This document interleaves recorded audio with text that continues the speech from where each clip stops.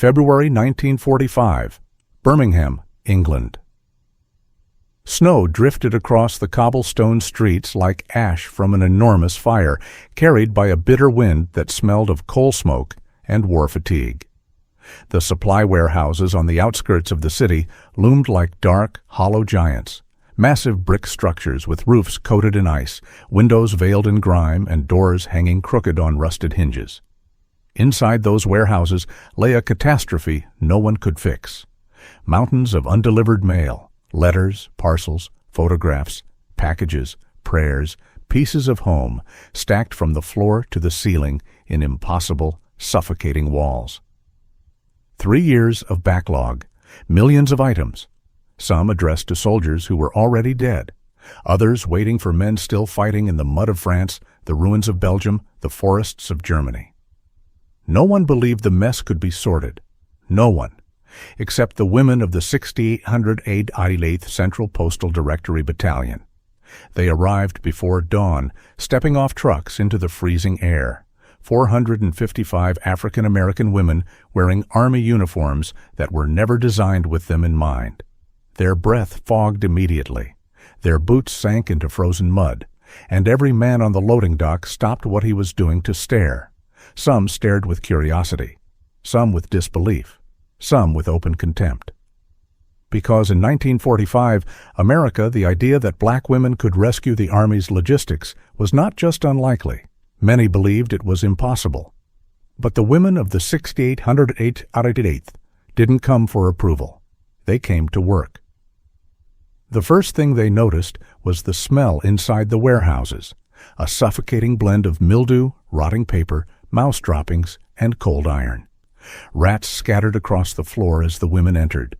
The towers of mail, leaning, collapsing, mold-infested, blocked off entire corridors like abandoned mine shafts. The cold was bone-deep. The air tasted of dust. The silence felt like a funeral. They looked around at the chaos that had defeated every unit sent before them. And then Major Charity Adams, the highest-ranking black woman in the entire U.S. Army, stepped forward. Her posture was straight enough to cut through steel. No speeches, no dramatics, just a look that said, "We will fix this." The women moved in formation toward the first warehouse. Their boots echoed through the cavernous space, each step firm, deliberate. Their breath plumed in the cold like smoke from a locomotive. They reached the first wall of mailbags and froze. It rose more than 2 stories high, a mountain built of grief and hope waiting in the dark, a mountain no one believed they could move. But the 6808th didn't blink. They set up tables, lanterns, typewriters, sorting stations, night crews, day crews. The Army estimated the job would take at least 6 months. Privately, many believed it would never be finished. The women of the 6808th had 3 shifts, each working around the clock. They had no heat. They had no proper equipment. They had no margin for error.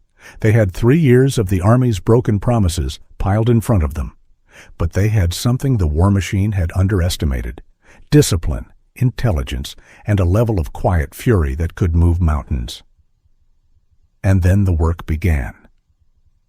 At first, the warehouses felt alive, breathing cold air through broken windows, groaning under the weight of millions of forgotten letters. The women learned quickly that these places were not just disorganized, they were dangerous. Some stacks were piled so high they swayed when someone walked past. Wooden rafters dripped icy condensation onto rotting mailbags. Rats darted across beams overhead, their claws scratching like tiny knives in the dark. But shift by shift, the women of the 6808th turned chaos into structure. They moved with the deliberate rhythm of a machine made of human endurance. Gloves tugging open frozen mailbags, fingers sorting envelopes swollen with mold, eyes scanning smudged handwriting under the dim glow of lanterns. Typewriter keys clacking like distant rifle fire as clerks built the Army's most complex mail directory from scratch. Names, serial numbers, unit locations, forwarding addresses. Thousands of soldiers with the same last name, Smith, Johnson, Williams, each needing to receive the right letter, the right parcel, the right piece of home. The women created a system where none existed, a card index tracking millions of service members, a flow chart to move every envelope to the correct destination, a rhythm that allowed no wasted motion, and always, always their motto, hung on a hand-painted sign above the center table. No mail, low morale. They said it quietly at first, under their breath as they worked. Later, they repeated it like a battle cry. It reminded them why every piece of paper mattered, why every shift mattered, why this job, buried in filth and cold and exhaustion, was a mission. Most soldiers on the front hadn't received mail in months. Some hadn't heard from home in a year. Letters were their lifeline, the difference between despair and survival. The women sorted in 12-hour shifts, then 16, then whatever the job demanded. They slept in cramped barracks where frost crawled along the walls and the wind howled through cracks in the woodwork. They ate quickly, laughed rarely, and carried the weight of millions of untouched messages on their tired shoulders. Some nights, lanterns flickered in the draft and shadows danced across the stacks. The women worked through the trembling light, ignoring numb feet and aching backs. Their breath floated in the air like smoke from a battlefield. By the end of the first week, they had cleared pathways through the mountains of mail. By the second week, they had created order where none had ever existed. By the third, officers began visiting the warehouses, not to check progress, but to witness the impossible, because something extraordinary was happening. The stacks were shrinking. Real numbers began to appear.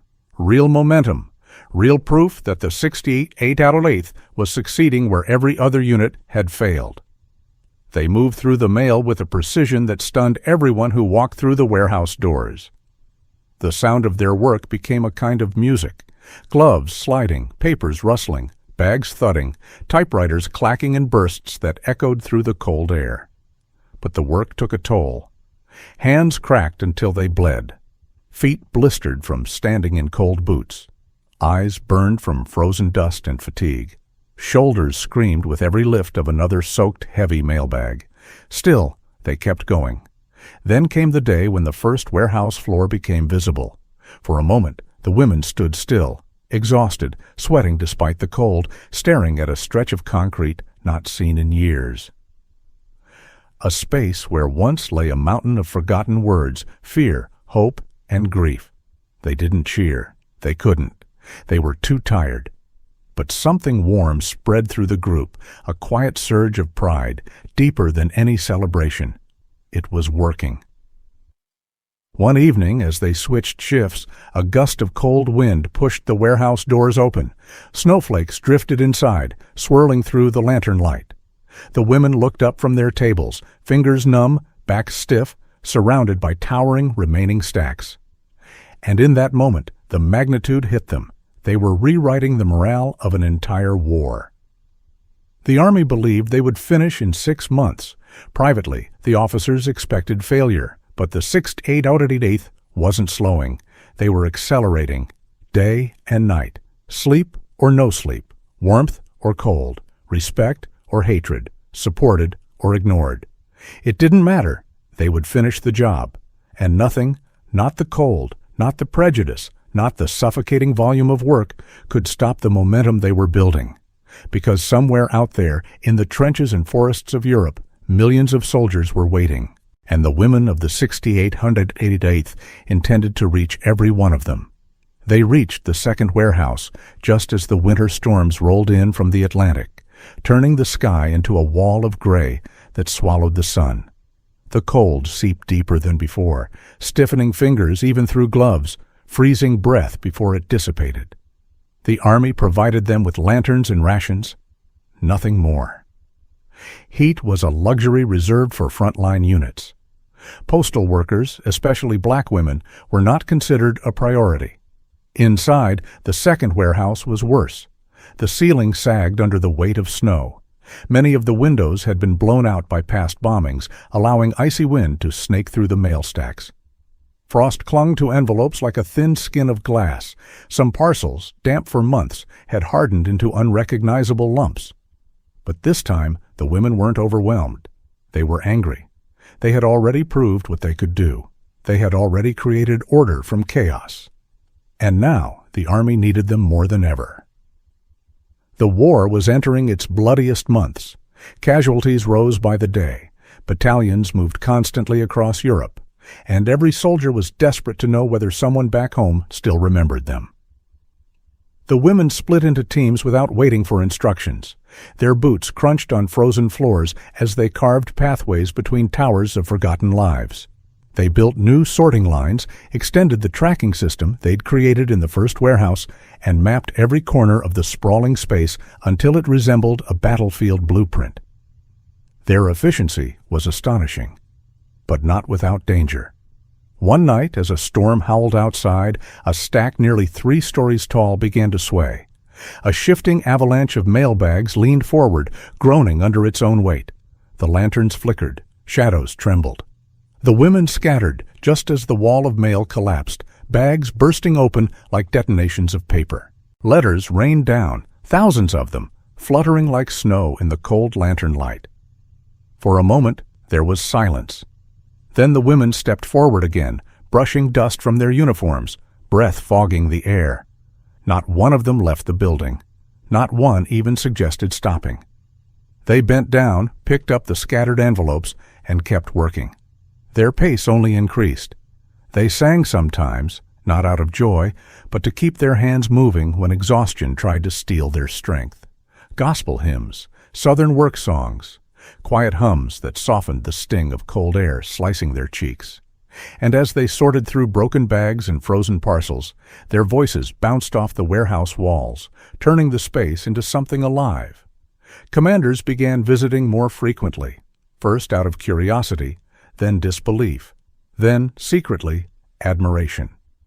Every officer who walked into the warehouse saw the same impossible image. Women who were never meant to lead the Army's logistics, black women the military segregated, underestimated, and wrote off, performing a miracle in real time. Their system worked. Their discipline was unmatched. Their speed was incomprehensible. Mail that had rotted in England for 3 years was suddenly flowing across the Atlantic again. Soldiers on the front received letters that had been lost in limbo. Morale shifted. Units reported a surge in confidence. Some men wept openly at receiving news they had thought would never come. And still, the women of the 6800 WWII doubled their pace. Their hands were cracked open from the cold, forearms bruised from lifting heavy sacks, eyes burning from reading handwriting under low light, shoulders aching from sorting thousands of pieces an hour. But their spirit didn't bend. One evening, a senior officer from headquarters arrived unannounced. He removed his gloves slowly as he surveyed the warehouse, rows of tables in perfect symmetry, card systems running with a precision the Army Quartermaster Corps had never achieved, thousands of letters leaving the building each day. He asked for their latest timeline. The answer knocked the breath out of him. They weren't behind schedule. They weren't even on schedule. They were finishing a 6-month job in 3 months. He stared at the massive shrinking stacks of mail, at the unbroken concentration on every woman's face, at the coordinated movement of hundreds of hands, all working with the intensity of a combat unit. It didn't make sense. It wasn't possible. And yet, it was happening. Outside, the storm raged. Inside, the 6800 kept working, unyielding, unstoppable, a force the Army had never expected but desperately needed. And every letter they touched carried the same message across oceans and battlefields. You're not forgotten. Someone is still waiting for you.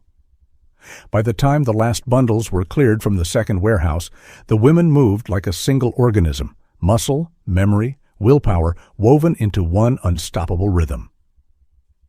They had built something greater than an efficient system. They had built a phenomenon, and headquarters took notice. One morning, trucks rolled into the yard outside the warehouses, dozens of them. Officers stepped out in crisp uniforms, boots polished, clipboards in hand. They entered with an air of authority, ready to evaluate progress. The women didn't stop working as the men walked by. They kept sorting, stamping, routing, the sound of their collective focus echoing through the cavernous space.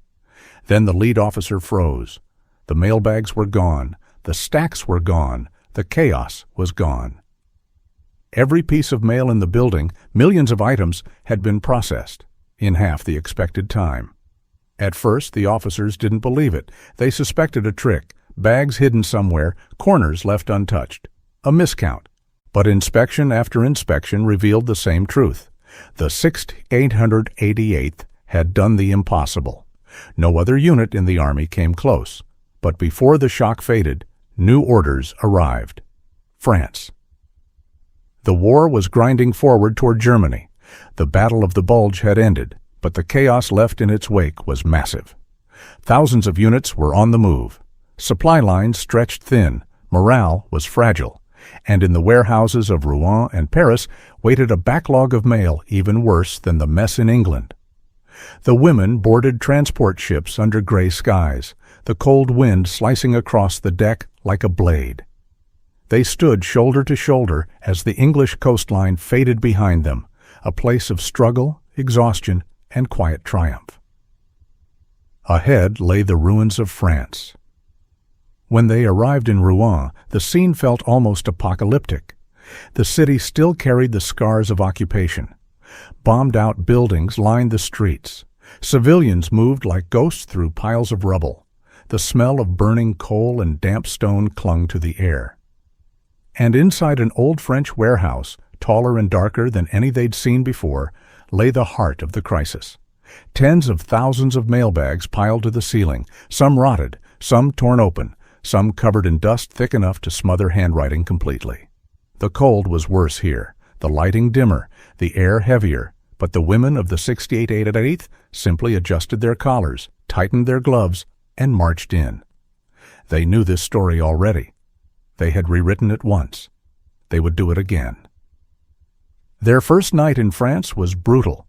The warehouse was colder than the English ones, so cold that ink inside pens stiffened and froze. Their breath hovered in the air like fog.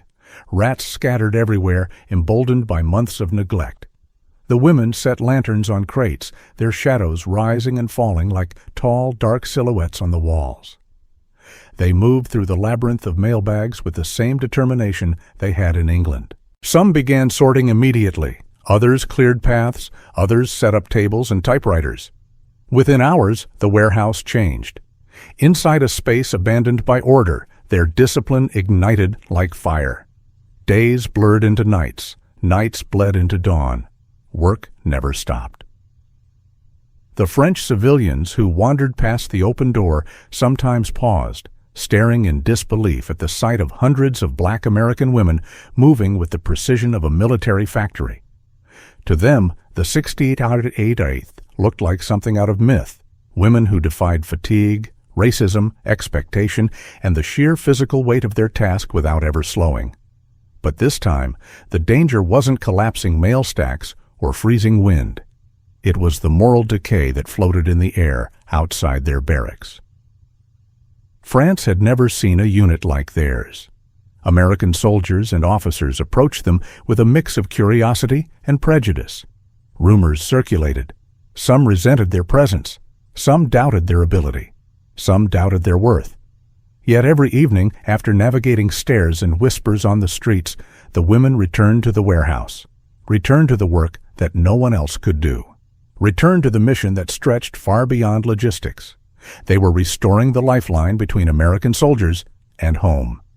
And slowly, very slowly, the mountains of mail began to shrink again, not through miracles, not through sympathy, but through the same relentless, unbreakable will that had carried them across the ocean. One night, as the last lanterns flickered, the women stepped back to look at the progress. Paths were clear. Bags were sorted. Letters were already flowing toward units advancing into Germany. Their bodies were tired, more tired than they'd ever been. But their spirit? Sharper than steel. They weren't just fixing mail. They were proving every hour of every day that the nation which doubted them could not function without them. The warehouse in Rouen slowly transformed under their hands. The mountains of mailbags shrank into hills, then piles, then lines of neatly arranged sacks ready for shipment. Snow melted on the rooftops as winter thawed into a cold, wet spring. But inside, the temperature barely changed. The air stayed raw, biting, saturated with dust and ink and the faint sweetness of old paper. Still, the rhythm continued. Every shift began the same way, boots hitting concrete, lanterns trembling, fingers flexing in stiff gloves, followed by the sound of hundreds of women stepping into their positions with the focus of surgeons preparing for an operation. And then the work began. It was brutal, monotonous, backbreaking, endless. And yet there was beauty in the method, a quiet dignity in the discipline. Envelopes passed through hands so fast they blurred. Stacks rose and fell like tides. The sorting tables became islands in a sea of letters. Sometimes the women found photographs, smiling faces, kids in Halloween costumes, wives holding newborn babies, fathers posing with fishing rods, homes frozen in time. For a moment, everything would stop. Just long enough for that photo to pass between tired fingers, each woman silently acknowledging the life captured there. Then the letter went into the correct bin, and the work resumed. As the weeks passed, American officers began arriving again, sometimes curious, sometimes skeptical, sometimes openly shocked that the 6888th still pushed forward at the same relentless pace. One morning, a colonel marched into the warehouse demanding an update. He expected excuses. He expected delays. He expected the job to be only half finished. What he found instead was a warehouse already nearly empty. He walked the length of it twice, eyes narrowing with disbelief, checking corners, rafters, storage rooms. The women kept working behind him, their movements synchronized like a well-practiced drill. When he finally asked how it was possible, no one bothered to stop and explain. He left speechless. Word began to spread. This wasn't luck, it wasn't charm, it wasn't magic. It was the result of the most disciplined, efficient, and underestimated logistics unit in the U.S. Army. But recognition didn't come with rewards. Despite their accomplishments, discrimination followed them across France. Some commanding officers refused to salute Major Charity Adams because of her race. In Paris, restaurants turned the women away. American MPs questioned their presence on streets they were assigned to patrol. Rumors circulated, quietly designed to diminish them. Yet every slight only sharpened their resolve. They wore their uniforms anyway. They stood straighter anyway. They worked harder anyway. And soon enough, the Army's biggest logistical disaster in France began to disappear. Where other units saw an impossible burden, the 6888th saw numbers, columns, patterns, systems, solutions. Their minds filled in the gaps the Army couldn't see. Their hands created order at a speed the Army couldn't match.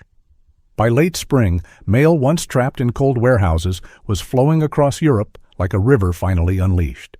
Soldiers on the front lines, freezing, starving, fighting through hedgerows and ruined suburbs, began receiving letters in quantities they hadn't seen in the entire war. Some men clutched envelopes like lifelines. Some trembled reading words they thought they would never hear. Some slept with letters under their helmets, tucked close to their hearts, because those letters were proof of life beyond the battlefield, proof that they were still connected to the world they were dying to defend. And none of it would have happened without the women working in cold warehouses, far from the front, unseen by history, but holding the morale of the U.S. Army in their hands. One night, as the last sacks were sealed for shipment, a woman in the back of the warehouse paused. She rested her hands on the rough canvas of a mailbag, feeling the weight of thousands of stories inside. Behind her, the warehouse echoed with the soft rustle of envelopes, the hum of typewriters, the low murmur of voices fighting fatigue. She exhaled, long, slow, tired. The impossible was almost done. But even then, as the light dimmed and their shadows stretched across the concrete floor, the truth hung heavy in the air. When the world remembered the war, it would remember the bombs, the battles, the generals, and the victories. But not the women who kept the Army alive letter by letter. Not yet. The final warehouse in Paris was the largest of them all, an abandoned rail depot with a ceiling so high it vanished into darkness. Light filtered through shattered skylights in jagged beams, dust drifting through the air like drifting snow. The echo inside was enormous. Every step, every word, every breath returned a few seconds later as if the building itself were whispering back. The women of the 68th 808th marched inside in tight formation, boots striking the concrete in crisp unison. Their breath rose in cold clouds. Their eyes adjusted slowly. And then they saw it. A mountain of mailbags so vast it swallowed half the depot. Not piled, not stacked, just heaped, like someone had shoveled 3 years of human hope into a single monstrous shape and walked away. Even the most experienced women froze for a moment. This wasn't a backlog. This was a burial ground. Letters suffocated under tons of other letters, crushed under the weight of time. Some addressed to soldiers already killed in Normandy. Some to medics who died pulling men out of artillery blasts. Some to pilots whose aircraft had vanished into the Channel. Some to boys who'd never made it past infantry training. The women stepped forward anyway. At first, they worked in silence, not the silence of fatigue, but reverence. They touched the mailbags like tombstones, because each one was, and then slowly their voices returned, low, focused, steady. They attacked the pile from all sides, carving paths upward, building ramps from wooden planks, tying ropes around unstable stacks to prevent collapses. The system they perfected in England and Rouen clicked into place like clockwork. Card index tables, routing boards, makeshift light towers built from scrap metal, teams rotating with mathematical precision. Within 2 days, the lower layers of the pile were gone. Within 5, pathways spread across the warehouse floor like veins. Within 2 weeks, they had processed more mail than any unit in France, more than some believed physically possible. Officers walked through the depot in a daze. They whispered among themselves, checked tally sheets again and again, cross-referenced numbers, accused the women of counting wrong, accused them of skipping steps, accused them of receiving outside help, because nothing made sense, nothing fit the Army's expectations. They were too fast, too organized, too good. It was easier for some men to question reality than to accept that a segregated unit of black women had outperformed every logistics battalion in the European theater. But the women didn't bother explaining. They didn't have the time. The mail never stopped. The war never paused. And their duty never wavered. Day after day, hour after hour, the work continued. Frost melted on their uniforms as lanterns burned hotter. Ink stained their fingers black. Paper cuts streaked their hands like tiny scars. Their boots wore grooves into the concrete floor. And then, quietly, without ceremony, something extraordinary happened. The last bags were empty. The mountain was gone, not reduced, not improved, gone. For a moment, no one moved.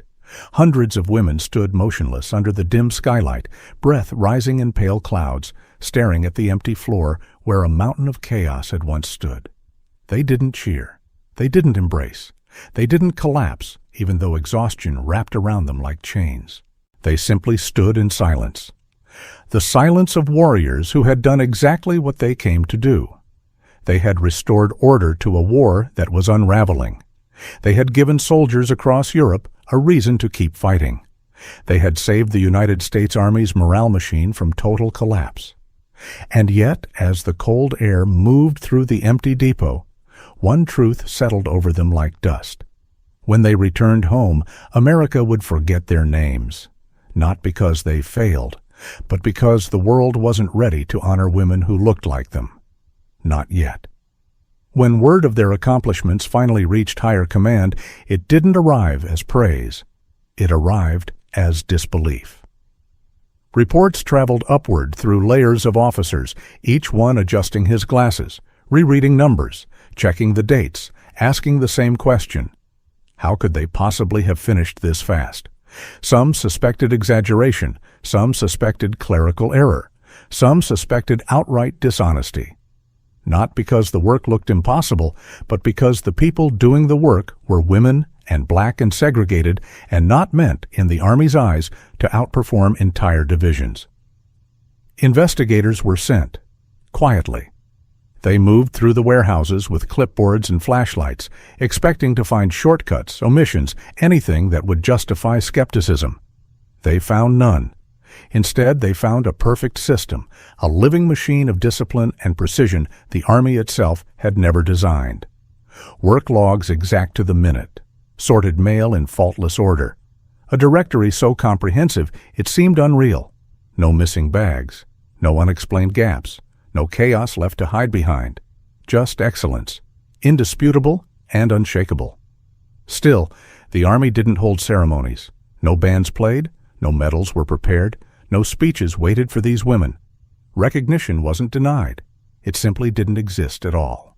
Because to acknowledge the success of the 68th would be to acknowledge a truth the Army wasn't prepared for, that America's most neglected soldiers were also its most essential. But the women didn't need applause to know the magnitude of what they'd done. They saw it in the outgoing mail sacks, sealed, tagged, stacked in orderly rows, ready to move out across a continent still choking on smoke and ruin. They saw it in letters addressed to frozen foxholes, to hospitals, to trenches, to the edges of advancing lines. Letters that would reach hands trembling from cold and fear and exhaustion. They saw it in the knowledge that somewhere a soldier would open an envelope and, for the first time in months, feel human again. Their work had touched lives they would never meet, given strength to men who would never know their names, lifted units that would never know who saved them. Back in the depots, after the last mailbag was dispatched, the women gathered at the center of the vast, now empty space. Their uniforms smelled of dust and ink. Their hands were cracked, stained, and trembling from months of relentless labor. But their eyes were bright. They had done something no one else could do. They had changed the course of the war without firing a single shot. And still, as their commanding officers offered brief nods, polite, reserved, distant, the women understood the truth better than anyone in the room. History was already trying to forget them. And if their story was ever to be told, it would not be because the world remembered. It would be because they refused to disappear.